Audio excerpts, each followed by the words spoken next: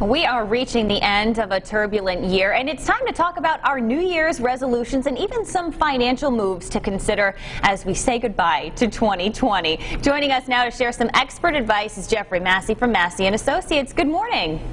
Good morning, Michaela. How are you? I'm good. I think a lot of people are looking forward to a new year, but there are some things to consider when it comes to our finances. So that being said, what are some financial moves that we should be aware of or considering going into 2021? There are many. The one that comes to mind that I think is real pressing for a lot of folks is a Roth IRA conversion. Okay, so when it comes to that Roth conversion, what should we consider there? Well, simple question, a little technical though. We have to first look at your tax brackets. So although I look at this as a good recommendation for a lot of people, please talk to your financial advisor before doing this on your own. Yeah. There are a lot of moving parts. The first step is to look at your tax bracket. There are 10%, 12%, 22, and then it goes all the way up to 37% in tax brackets. So the thought is to convert enough from a traditional IRA into a Roth IRA, doesn't matter what your age is, without jumping into that next bracket. Now that's real important if you're in the 12% bracket. So for a married couple, that would be about $80,000 of taxable income after your deductions. Single person, it's about $40,000. So if you jump from the 12 into the 22, it might not make sense. But if you're in the 22% bracket, well, you can fill up that bracket. If you go to the next bracket, it's only 2 percentage points. So it's not as big a jump from the 12 to the 22. You go 22 to 24. So a lot of analysis has to go into this. So please talk to your financial planner before you do that. That's one of the biggest things I like people to think about at year end. Yeah, I think that's great. Aside from that Roth conversion, what are some other measures that we should be taking, or at least just some things to consider as the year starts to come to a close?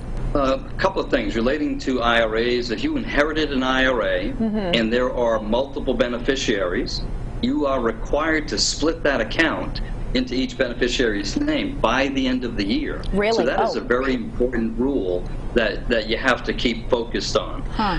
Also, in this coronavirus, it was a special rule that allowed people to take out from their IRA or 401k without the 10% early withdrawal penalty. Right. Well, that will go away at December 31st. The cool part, you can draw that money out, you won't have a penalty, it is taxable, but you split that over 3 tax years. And then you can always pay it back during that period as well. So it's a nice feature that Congress put in place just for the coronavirus issue. And then, of course, tax harvesting is a big one at the end of the year. Also, check with your financial planner. See what you might be able to do with that.